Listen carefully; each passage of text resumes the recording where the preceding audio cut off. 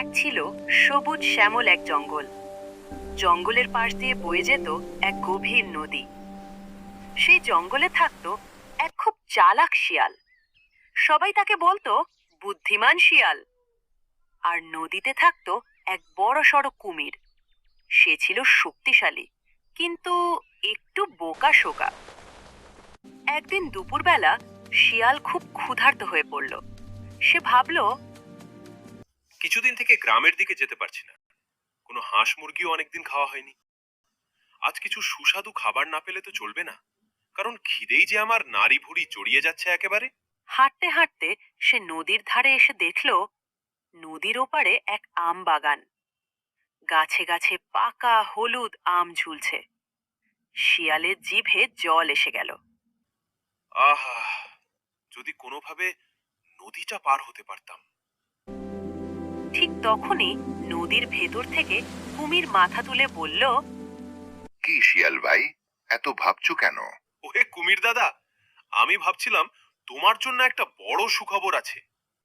আমার জন্য সুখবর?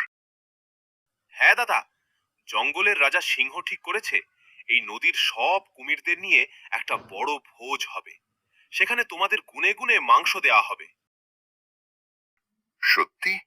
তাহলে আমরা কতজন আছি তা জানতে হবে তো?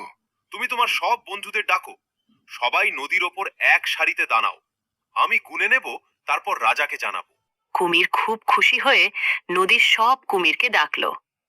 ওরে, কে কোথায় আছিস? তাড়াতাড়ি আই, সারিবদ্ধ হয়ে দাঁড়া। আচ্ছা, আমি গুনছি। 1, 2, 3। এবার তোমরা সারিবদ্ধ হয়ে দাঁড়িয়ে পড়ো। আমি তোমাদের পিঠের উপর দাঁড়াবো। যদি কেউ ডুবে যাও, সে মাংস পাবে না। এটা রাজার আদেশ। এভাবে কুমিরদের পিঠে পা রেখে লাফাতে লাফাতে সে নদী পার হয়ে গেল। ধন্যবাদ কুমির দাদা, আম খেতে যাচ্ছি।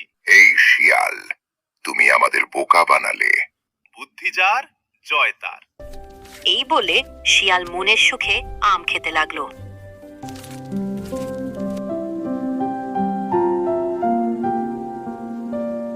কয়েকদিন পর শিয়াল আবার নদীর ধারে এলো। কুমির মনে মনে ভাবলো, আজ আর শিয়াল ব্যাটাকে ছাড়বো না। আজ দেখি কোনো কুমির আছে কিনা। সেদিনের কথা মনে হয় ভালোই মনে আছে। দেখি কুমিরটা আবার জলের তলায় ঘাপটি মেরে বসে নাই তো। হুম, রিস্ক নেওয়া যাবে না। একটা ট্রাই করে দেখি, না হলে জীবন নিয়ে টানাটানি হয়ে যাবে। ওরে, আজ নদীতে কেউ নেই নাকি? সব কুমির কি ডুবে গেছে? আমরা কেউ ডুবিনি। তাহলে তো তোমরা আছো। এই বলে সে বুঝে গেল কুমিররা অপেক্ষা করছে। তাই সে আর নদীতে নামলো না। তৃতীয় পর্ব।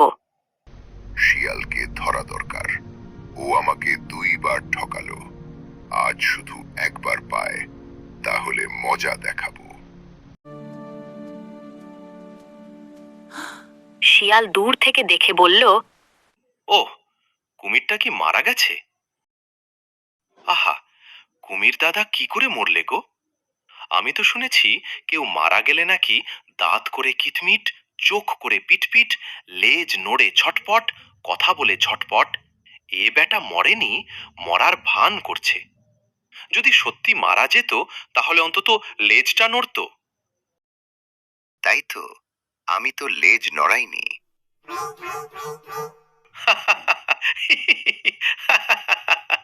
আজ যায়, অন্যদিন আবার চেষ্টা করবে। কুমির লজ্জা পেয়ে নদীতে চলে গেল।